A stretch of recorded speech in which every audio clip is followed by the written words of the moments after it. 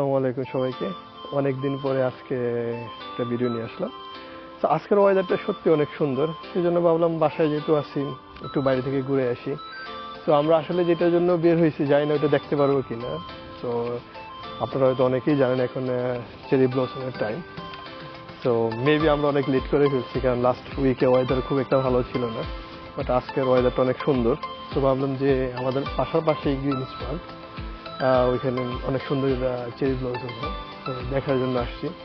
এখন জানি না, হাঁটতেছি যে দেখি আছে কিনা, যদি থাকে তাহলে আপনাদের সাথে শেয়ার করবো, আর যদি না হয় তাহলে পরিবেশটা এমনি অনেক সুন্দর, দেখে বুঝতে পারবেন অনেক সানি একটা ডে।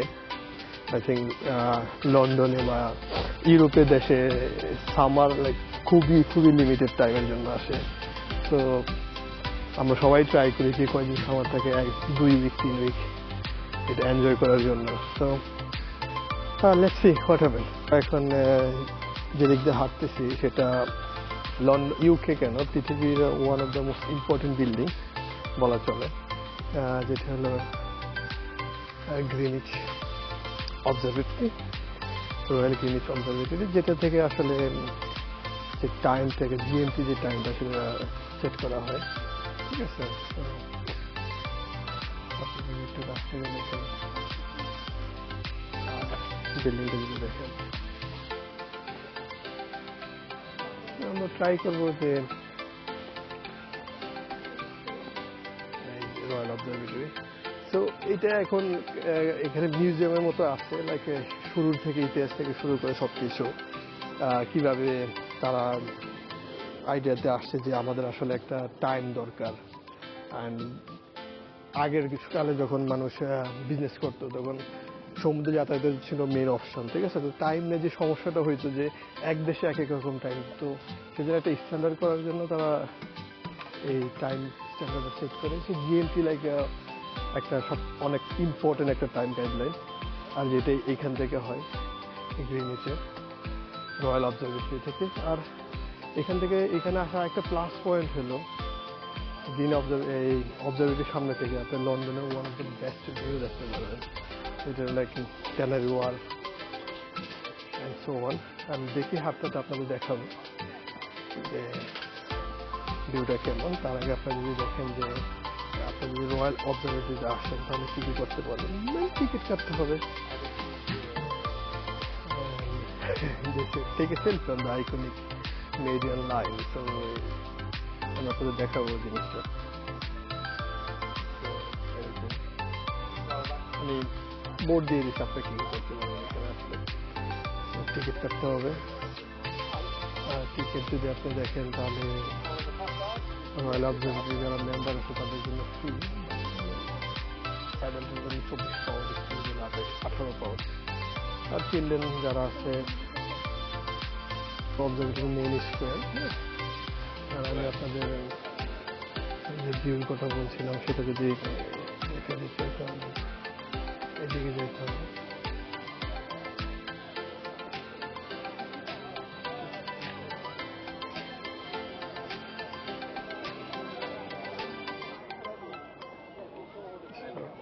এই পাশে central London, Saint Paul's cathedral, the shard,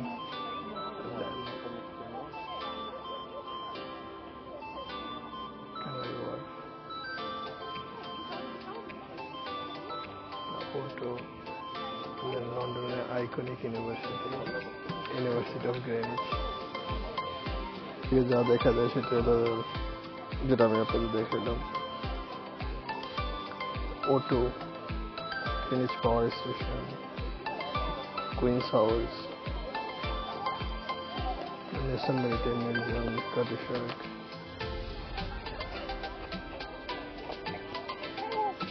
one place you can see most of the thing. The iconic clock.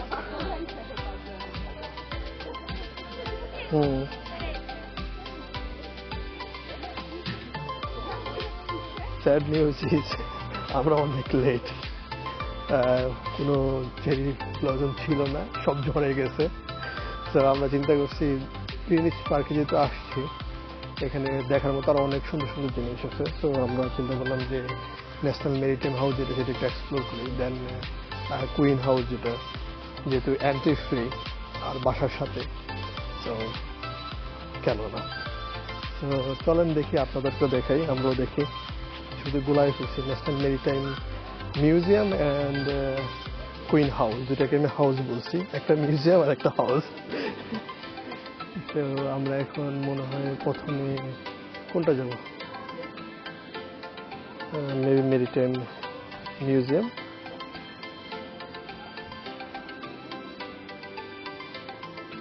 আমরা প্রথমে ন্যাশনাল মেরিটাইম মিউজিয়ামটা দেখব। আর এখানে একটা মজার জিনিস হলো, দেখেন এন্ট্রিতে অনেক বড় একটা গ্লাস, তার ভিতরে একটা গ্লাস বোতল, তার ভিতরে জাহাজ। তো বোঝানোর জন্য যে এটা মেরিটাইম নিয়ে। তো আশা করি ভিতরে আরো সুন্দর কিছু দেখবো, আমার জন্য ফার্স্ট টাইম। তো লেটস গো।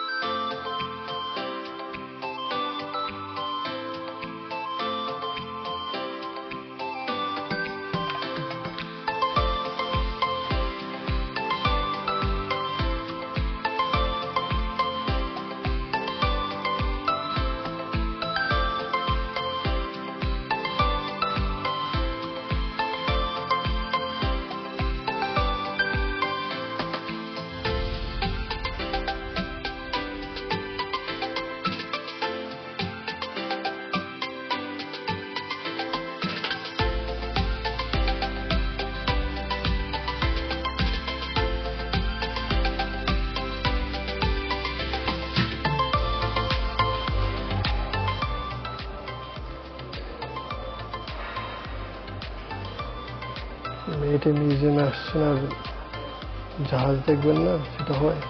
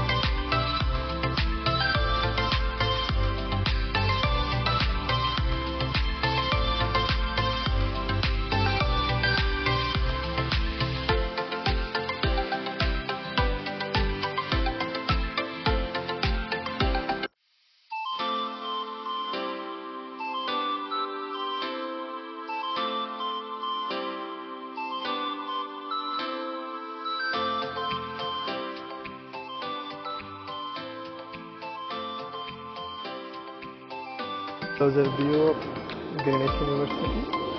আমরা হয়তো কুইন্স হাউসে যাব। আর এই পাশটা আমরা তখন উপরের দিকে ছিলাম রয়্যাল অবজারভেটরি, পাহাড়ের উপরে।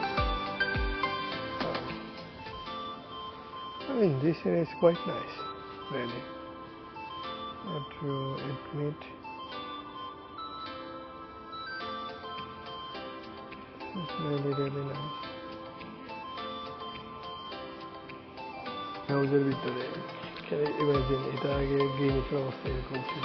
That was the Queen House, and this is the River Thames, like যেখানে নৌকা চলাচল করতো এই অবস্থা। তো এটা কুইন অ্যানে জন্য ইয়ে করে 1616, but she died before this was finished. So after that, like it was in 1635 এটা শেষ হয়েছে। কুইন মারিয়া থাকতো এখানে।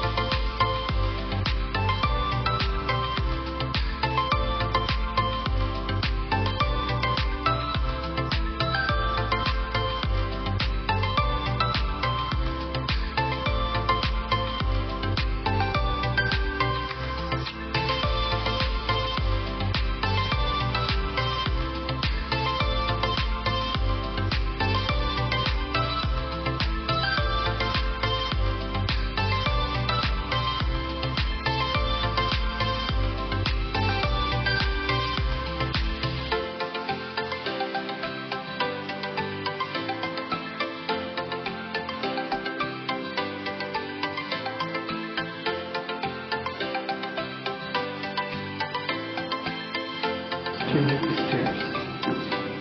It's an amazing view, right? Look at the architecture, very small.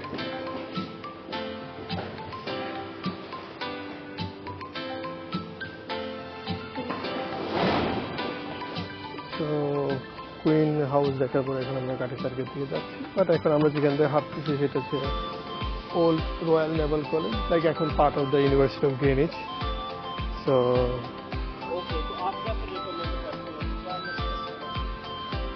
পাওয়ার আছে, ওভারঅল দ্য পরিবেশ অনেক সুন্দর। আসলে ফুল দেখি নাই তো কি হয়েছে, বাকি সুন্দর জিনিস দেখতেছি, তো আফসোস নেই। গ্রিনিচের main front, Greenwich University. It's a very nice university, to be honest. It's, I think, the most iconic campus